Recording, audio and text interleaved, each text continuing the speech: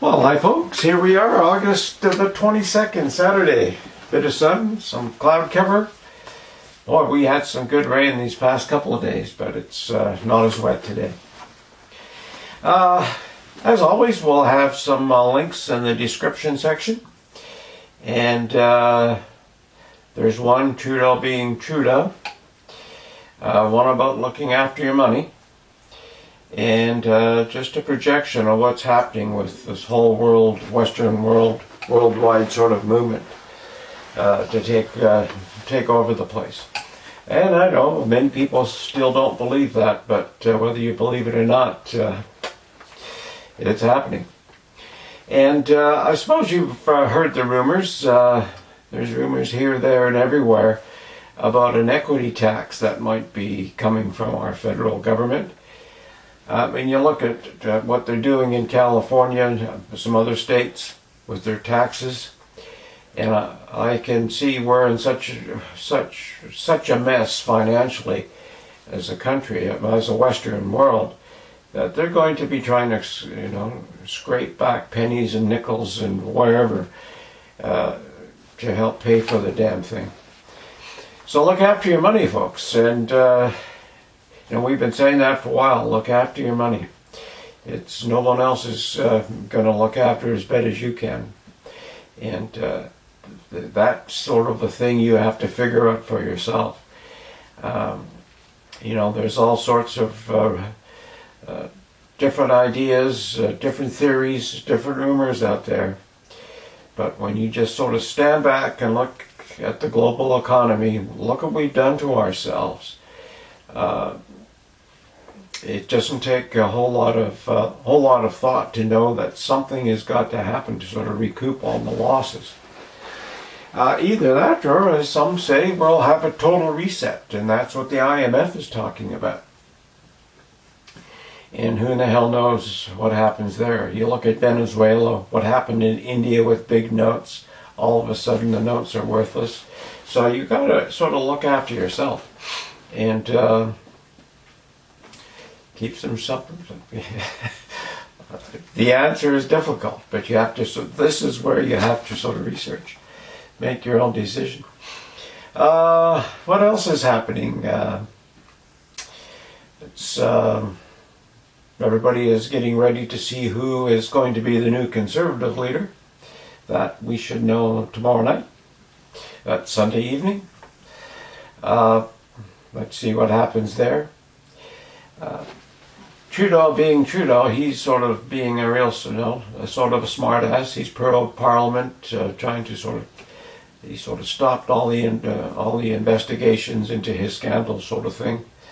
And is challenging the opposition to call an election.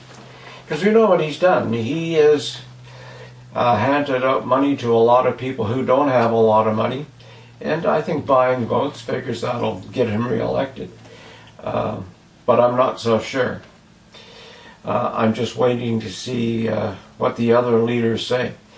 And I'm not holding my breath with the NDP. We know what the Bloc wants to do.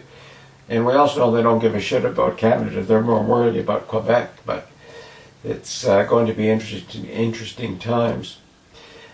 September 23rd, I think Trudeau and Freeland are supposed to issue their budget, and we'll see how it goes from there. It's interesting times. And down south, I see the Republicans are getting ready to start their convention, and I see people are protesting like hell already. They got Antifa out there just being what they are, just being hooligans and thugs. It was interesting. Nobody protested much at the Democratic convention. Mind you, there wasn't much to protest. It was sort of funny, but the only violence I did see was two women stole a 7-year-old kid's cap. He had a magma cap on, and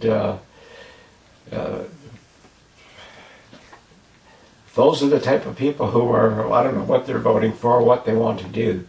A mixed up bunch. But I suppose that's all for today. Like I say, it's interesting. Oh, the good news is the Vancouver Canucks moving on to the next round of the Stanley Cup, if anybody is interested in that. Beat St. Louis in 6 games, and the last game 6-2. They beat them decisively. So they didn't squeak in. They sort of just powered their way through. Incidentally, the last Canadian team left in the playoffs. And of course, when you look at that, to what's happening in the world, what's happening with finances, what's going to happen, the hockey game is just a game. It's just doesn't take much precedence over anything. Another thing I noticed, I see that in Winnipeg, the superstores, Loblaws, have a sign in their window that I think on Saturday, the 27th, I think it's the 27th, that masks are going to be mandatory. Now you got to ask yourself this question: why are the big corporations all of a sudden all going for everybody to wear masks? When all of the data is in, and we know in Canada 80% of deaths and higher are in seniors' homes. What's this thing with masks? You know, they're sent 5-6 months late to the party, these guys. And I think it's just more of a control thing, you know.